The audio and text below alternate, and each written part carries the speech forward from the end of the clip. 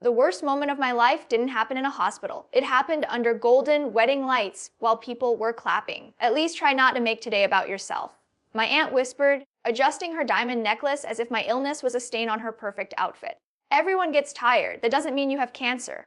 I was standing at my own sister's wedding fighting stage 2 lymphoma, and somehow I was the drama. The music was loud. The hall smelled like roses and expensive perfume. My sister looked breathtaking in red, glowing under the chandelier. I had imagined this day differently. I thought I would be stronger by now, healthier, smiling without forcing it. Instead, my wig itched against my scalp, and my hands trembled from the chemotherapy I had 3 days ago. Can you at least stand properly? My cousin muttered while we posed for photos. You look miserable. People will think we forced you to come. Forced? I hadn't wanted to come. But when my sister called me last month, her voice cold and sharp, she said, if you love me, you'll be there, and please don't tell everyone about your condition. I don't want sympathy ruining my wedding vibe. Ruining her vibe. As if cancer was a bad accessory. I stayed quiet for months while they whispered behind my back. I saw the family WhatsApp messages they thought I couldn't access. She's exaggerating. She just wants attention. Real cancer patients don't look that normal. They didn't see the nights I lay awake staring at the ceiling, counting my breaths because my chest hurt too much. They didn't see the clumps of hair on my pillow. They didn't sit beside me when the doctor said, we caught it early, but treatment will be aggressive. They only saw what was convenient. At the wedding reception, I tried to sit in a corner. I didn't want spotlight. I didn't want sympathy. I just wanted peace. But peace didn't want me. My uncle raised a glass for a toast. Today is about love, strength, and family, he announced proudly. Then he laughed lightly and added, and no unnecessary dramas, right? Several people looked at me. Someone actually chuckled. My chest tightened. Not from illness this time, from humiliation. My sister walked over during dinner, her smile stiff. You look pale, she said quietly. If you're gonna faint, at least warn someone first. I stared at her. I'm on chemotherapy, Zara, she exhaled dramatically. You always say that. The doctor said it's treatable, right? So stop acting like you're dying. Stop acting. That word did something to me. I stood up slowly, ignoring the dizziness. Do you really think I would lie about something like this? She crossed her arms. I think you like being the fragile one. Ever since childhood,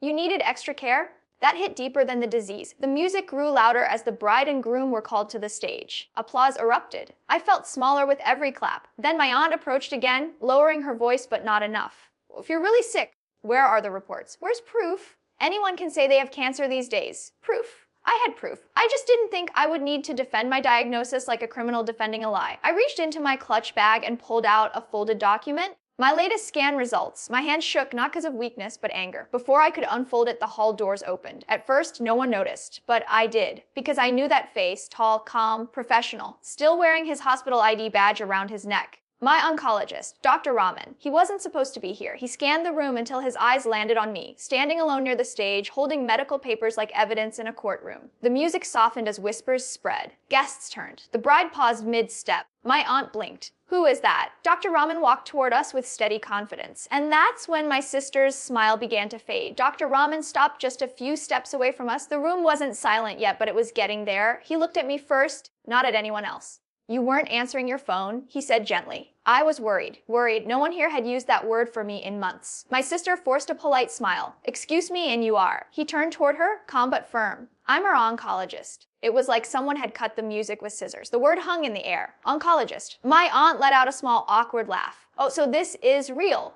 Dr. Rahman's expression didn't change. Stage 2 Hodgkin's lymphoma, he said clearly. Diagnosed 4 months ago. Currently undergoing ABVD chemotherapy. Her last infusion was 3 days ago. Every detail felt like a slap across the room. I saw faces shifting, smirks disappearing, eyes avoiding mine. My uncle lowered his glass. My cousin suddenly found her phone very interesting. My sister's voice came out smaller than I had ever heard it. Why didn't you tell us it was that serious? I almost laughed.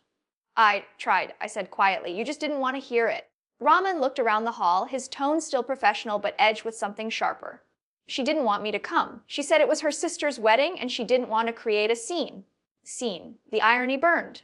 My aunt cleared her throat. Wad just thought she was being dramatic. She looks fine. Dr. Rahman's eyes moved to her. Cancer doesn't have a dress code, he replied. Doesn't always announce itself loudly. Sometimes the strongest patients are the ones who look fine. A few guests nodded slowly. The power in the room had shifted. For months, I had been the fragile, attention-seeking girl. Now I was the patient who had been fighting quietly while being mocked publicly. My sister stepped closer to me, her voice trembling. Why didn't you show us the reports? Because I shouldn't have to prove I'm sick to be believed, I said. There it was. The truth I had swallowed for weeks. The groom, who had been silent this whole time, finally spoke. "Zara, you said she was exaggerating." My sister shot him a look, but it was too late. People had heard. Whispers grew louder. "She's been on chemo 3 days ago, and she still came." I felt my knees weaken, but this time it wasn't from exhaustion. It was release. Dr. Rahman noticed. "You need to sit," he said softly. I shook my head. "No, I'm okay." For the first time in a long time, I actually felt steady. My uncle approached awkwardly. "Bitta, we didn't know." "You didn't want to know?" I corrected him. Silence again. My sister's eyes filled with tears, but I couldn't tell if they were for me or for herself. "You could have insisted," she whispered. "I shouldn't have to beg my own family to believe I'm sick." Her shoulders dropped. The wedding photographer stood frozen, unsure whether to capture this moment or pretend it didn't exist. Dr. Rahman looked at me carefully. "Your white blood cell count is low. You shouldn't even be in a crowded place like this." Gasps. Low white blood cells meant risk, infection, danger. I saw guilt flash across a few faces. My aunt's voice was barely audible now. Is it life-threatening? Dr. Rahman didn't dramatize it, he didn't soften it either. If untreated, yes. With treatment, her prognosis is good. But stress doesn't help. Stress. The word echoed. The months of being dismissed, the jokes, the coldness, the accusations, all of it had weight. My sister wiped her tears. "Why would you think we believed you were lying?" I looked at her steadily. "Because you said it." She had no answer. The DJ quietly turned off the music completely. It was no longer a wedding reception. It was a reckoning. My cousin finally spoke, her voice shaky. "We were just joking." "About cancer?" I asked. She looked down. Dr. Rahman placed a reassuring hand on my shoulder. "You don't owe anyone an explanation," he said quietly so only I could hear. "Your energy should be spent on healing." Healing, not proving, not defending, healing. For months, I thought revenge meant exposing them, shaming them, making them feel small the way they made me feel small. But standing there, watching their confidence crumble under simple medical truth, I realized something. The truth had done the work for me. My sister suddenly grabbed my hand. "I'm sorry," she whispered urgently. "I didn't understand. I thought you were just overwhelmed." I gently pulled my hand away. "Being sick isn't a personality flaw," I said. Her tears fell faster now, smudging her makeup. Guests were openly staring. Some looked ashamed, some sympathetic, some uncomfortable. My uncle cleared his throat. "Let's not ruin the wedding," he said weakly. Ruin. That word again. I turned slowly to face the crowd. "I didn't come here to ruin anything," I said, my voice steady but louder now. "I came because she's my sister. I came even though I was nauseous, even though my bones hurt, even though my doctor advised against crowded places." I paused. "I came because I love her." The room was completely silent, and all I asked in return was to be believed. My sister broke down fully then, sobbing into her hands. But something inside me had shifted. I wasn't angry anymore. I wasn't hurt anymore. I was clear. Dr. Rahman leaned slightly closer. "We should go," he said softly. "You've done enough?" I nodded. As I turned toward the exit with him, I heard my aunt whisper, "We didn't mean it like that." I didn't turn back. Halfway to the door, my sister's voice rang out behind me. "Wet." I stopped. Not because she asked, but because of the tone. It wasn't defensive anymore. It wasn't embarrassed. It was desperate. I slowly looked over my shoulder. She stepped down from the stage, lifting her heavy bridal dress, walking toward me in front of everyone. And the next words she said made the entire hall gasp. "Don't leave, please," she said, her voice breaking in a way I had never heard before. The bride who had been glowing under chandeliers just minutes ago now looked like a scared little sister again. Every guest was watching. I could feel their eyes on my back. Waiting for my reaction like this was the final act of a play. Dr. Rahman stood quietly beside me, giving me space. He wasn't just a doctor in that moment, he was a witness. My sister reached me, her breathing uneven. "I was wrong," she said, loud enough for everyone to hear. I didn't want to believe it. I thought if I treated it like it wasn't serious, then it wouldn't be. Her words weren't cruel this time. They were honest. But instead, she continued, tears running down her cheeks. "I treated you like you were lying." The hall felt heavy. My aunt tried to step forward, maybe to calm things down, but no one interrupted. This wasn't their moment anymore. It was ours. I looked at my sister carefully. For months, I had replayed arguments in my head. Imagine shouting at her. Imagine exposing every message she had sent about me. But standing here now, revenge didn't feel loud. It felt quiet. "You didn't just treat me like I was lying," I said slowly. "You made everyone else think I was." Her lips trembled. The groom approached cautiously, placing a hand on her shoulder. "Zara, we should have checked. We should have gone with her to an appointment. We should have asked." Yes, they should have. Instead, they had chosen convenience over compassion. My cousin suddenly spoke from behind the crowd. "We didn't know it was chemo," she muttered weakly, as if there were levels to suffering. Dr. Rahman's jaw tightened slightly, but he stayed silent. My sister turned to face everyone. "Stop," she snapped, and for the first time that night, her voice carried authority that wasn't forced. "She's been fighting for her life while we were complaining about wedding decorations." The words cut through the room. I hadn't expected her to say that. I didn't want this to be true, she admitted. I didn't want my wedding year to have cancer in it. I wanted perfect photos, perfect memories. Her eyes met mine again, and I chose that over you. There it was, the real confession. Not that she didn't believe me, but that she didn't want to, because my illness was inconvenient. I felt something loosen inside my chest, not pain, not anger. Clarity. For so long, I thought they doubted my diagnosis because they didn't trust me. But now I understood. They doubted it because believing it would require responsibility, care, sacrifice, and that was heavier than denial. Dr. Rahman leaned closer to me. Your heart rate is elevated, he murmured softly. You need rest. He was right. The adrenaline was fading. My body was reminding me of its limits. My sister noticed the slight sway in my posture and instinctively reached for me. I stepped back, not harshly, but clearly. You don't get to switch roles in one night, I said gently. Her hand froze mid-air, gasp rippled again. I'm not angry, I continued. I'm just done trying to convince people I'm sick enough to deserve kindness. The truth settled heavily over the hall. My aunt wiped her eyes dramatically. We were scared, she said. We didn't know how to react. I turned toward her for the first time since the confrontation began. You could have started with empathy. I replied. Silence answered me. The photographer slowly lowered his camera. The wedding planner whispered nervously to someone near the stage. This wasn't a scandal anymore. It was a mirror. My sister took a shaky breath. What do I do now? She asked me. That question stunned me more than the insults had. Not, how do I fix this? Not, how do I look? But what do I do? For the first time, she wasn't protecting her image. She was asking for guidance. I looked at her, really looked at her. The mascara streaks, the trembling shoulders, the guilt she couldn't hide. And suddenly, I didn't see my enemy. I saw someone who had been emotionally immature. Someone who thought ignoring pain would erase it. But pain doesn't disappear, it waits. I don't need a public apology, I said quietly. Several guests shifted, expecting drama. I need consistency. She blinked. If I survive this, I continued, my voice steady. I don't want to survive into the same family dynamic. That hit deeper than anything else I had said. The groom nodded slowly, understanding dawning on his face. You want change? He said softly. Not flowers. Not sympathy. Change. My sister wiped her tears and straightened slightly, bridal jewelry clinking. Then stay, she said. Not for the wedding. For me, let me start fixing this. I almost laughed at the irony. Hours ago, she didn't want my illness ruining her aesthetic. Now she was willing to pause her celebration to repair what she broke. The DJ looked toward the stage awkwardly, unsure whether to resume music or not. Dr. Rahman checked his watch subtly. 5 more minutes, he whispered to me. Then we leave. 5 minutes. 5 minutes that felt heavier than the last 4 months. I turned slowly to face the crowd again. You all thought I wanted attention, I said calmly. Trust me, there is nothing glamorous about vomiting at 3 a.m. There is nothing dramatic about watching your hair fall out in clumps. A few people looked ashamed. But what hurt more than chemo, I continued, was being laughed at by people I grew up with. My voice didn't crack. It didn't need to. Truth is strongest when it's steady. My sister suddenly turned to the guests. If anyone here ever jokes about her illness again, she said firmly, they answer to me. That was new. Protection. But protection after damage is different from protection before it. Still, it was something. Dr. Rahman gently touched my arm. Time? I nodded. I looked at my sister one last time. I hope this isn't just guilt talking, I said quietly. Because guilt fades. Character doesn't.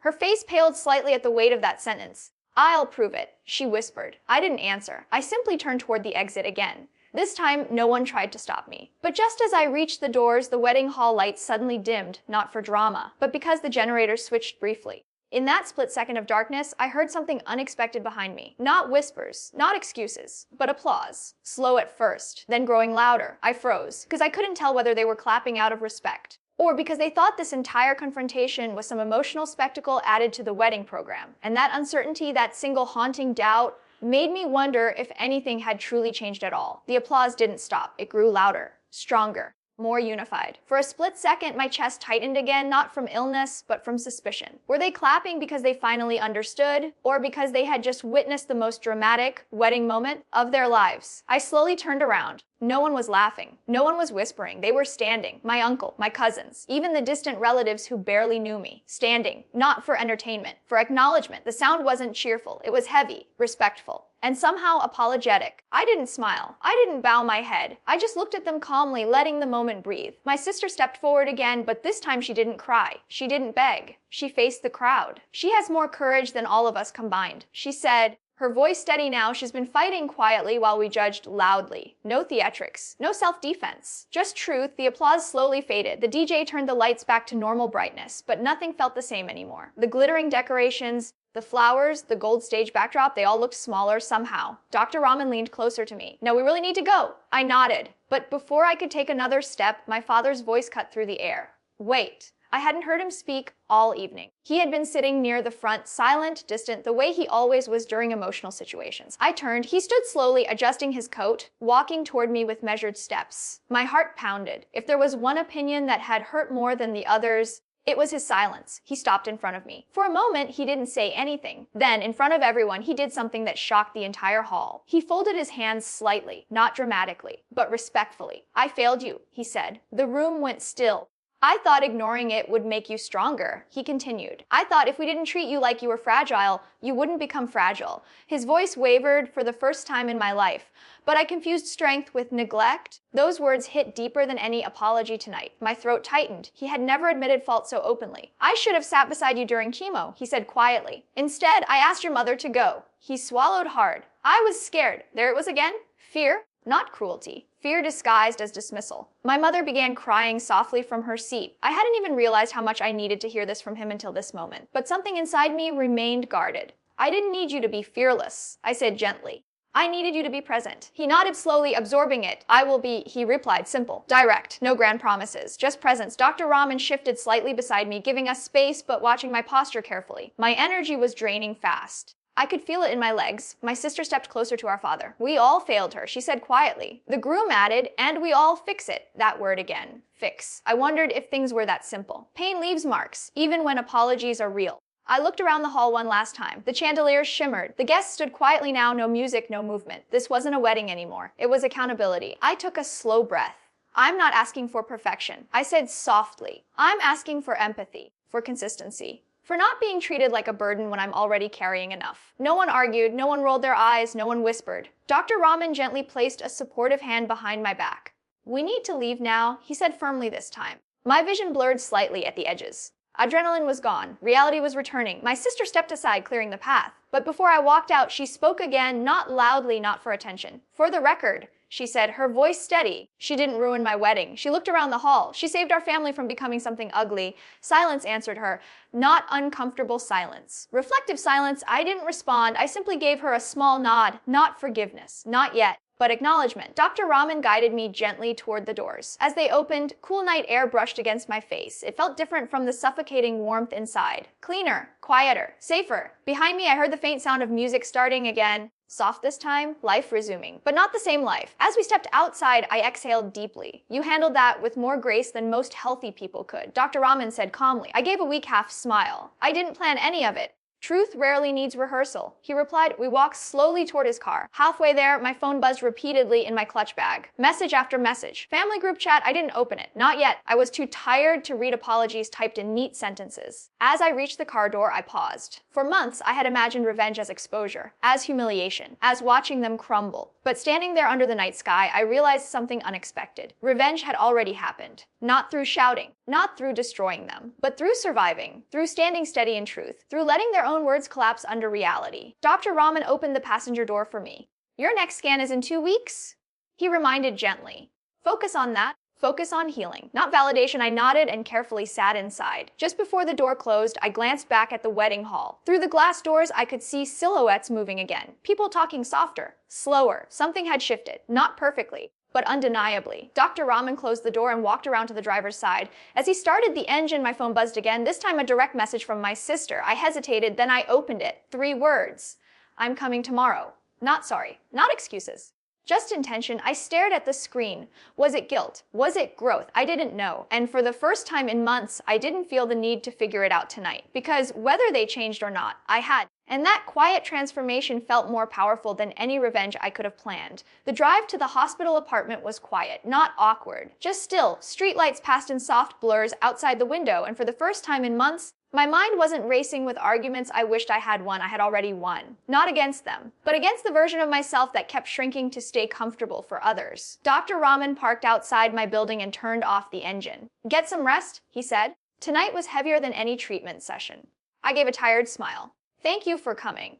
"I didn't come to defend you," he replied calmly. I came because no patient of mine stands alone in a room like that. That sentence stayed with me long after he drove away. Inside my apartment, everything felt quiet. Honest, no decorations, no audience, no whispers, just me. I removed my wig slowly and looked at myself in the mirror. Bare scalp, tired eyes, pale skin. And yet, I had never looked stronger. My phone buzzed again. This time it wasn't messages, it was a knock at my door. Soft, careful. I checked the time, 11:47 p.m., my heart skipped. I walked slowly toward the door and opened it. My sister stood there, still in her wedding dress. Makeup slightly faded, jewelry removed, hair loosened. She looked nothing like the perfect bride from a few hours ago. She looked human. I said, "Tomorrow," I murmured. She gave a small, embarrassed smile. I couldn't wait. For a moment, neither of us spoke. Then she did something unexpected. She stepped inside quietly, closed the door behind her, and sat on the floor. Not on the couch, not like a guest, on the floor, like we used to when we were kids sharing secrets past midnight. "I left the reception early," she said softly. People were confused. "I'm sure," I replied. I didn't care. Silence settled between us. But it wasn't hostile anymore. It was processing. "I read your medical reports tonight," she admitted. "Dade showed me copies after you left." I stiffened slightly, she noticed. "I didn't read them to doubt you," she said quickly. "I read them because I was ashamed that I didn't know the details of my own sister's battle." That honesty disarmed me. "I didn't want to know," she continued quietly, "because knowing would make it real. And if it was real, I was scared of losing you." Her voice cracked at the last word, losing. That was the root, not jealousy, not irritation. Fear. I sat down across from her. "You don't protect someone by pretending they're not sick," I said gently. "I know," she whispered. "I protected myself." That was the most mature sentence she had ever spoken to me. She looked up at me carefully. "Are you scared?" she asked. I didn't answer immediately. Not because I didn't know, but because I had never said it out loud. "Yes," I finally admitted. "I'm terrified sometimes." Her eyes filled instantly. "I hate the hospital smell. I hate the beeping machines. I hate pretending I'm okay so mom doesn't cry." My throat tightened, and I hated pretending your jokes didn't hurt. She lowered her head. "I don't deserve forgiveness tonight," she said quietly. "No," I agreed. She flinched slightly at my directness. "But forgiveness isn't a switch," I continued. "Or it's a process?" She nodded slowly. "I want to show up," she said. "Not dramatically, not publicly, just consistently." Consistency. That word again. She reached into her clutch bag and pulled out something folded. A honeymoon ticket confirmation. I postponed it, she said softly.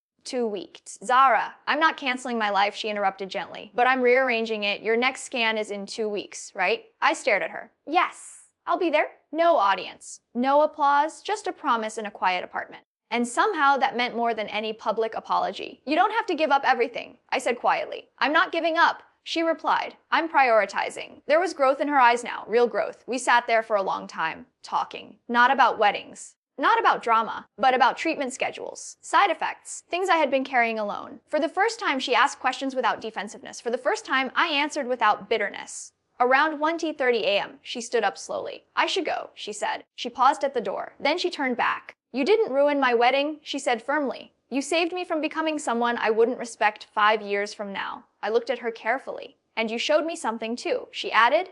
"What?" That strength isn't loud. It's steady. After she left, I lay down in bed, exhausted, emotionally drained, but lighter. 2 weeks later, I walked into the hospital for my scan. This time, I wasn't alone. My father sat beside me, silent but present. My mother held my hand, and my sister, she carried my medical file like it was sacred. No jokes, no denial, just quiet solidarity. When the doctor finally walked in with the results, my heart pounded so loudly I could barely hear anything else. He smiled, a small one, but enough. "Tumor size has reduced significantly," he said. "Treatment is working." My mother burst into tears. My father closed his eyes in relief. My sister squeezed my hand so tightly it almost hurt. And for the first time in months, my fear loosened its grip. It wasn't over, but it was improving. That night, as we sat together at home, not at a wedding hall, not in a dramatic confrontation, I realized something powerful. Revenge isn't always about destroying someone who hurt you. Sometimes it's about refusing to let their disbelief destroy you. They called my cancer attention-seeking. But the truth demanded attention on its own. I didn't scream. I didn't expose, I didn't humiliate. I stood and I let reality speak. In the end, the strongest revenge wasn't making them feel small, it was making them grow. And as I looked at my family laughing softly in the living room, more careful with their words, more aware of their presence, I understood something clearly. Illness revealed who they were, but it also gave them a chance to become better. And me, I didn't just survive cancer, I survived being doubted. And that victory felt just as powerful.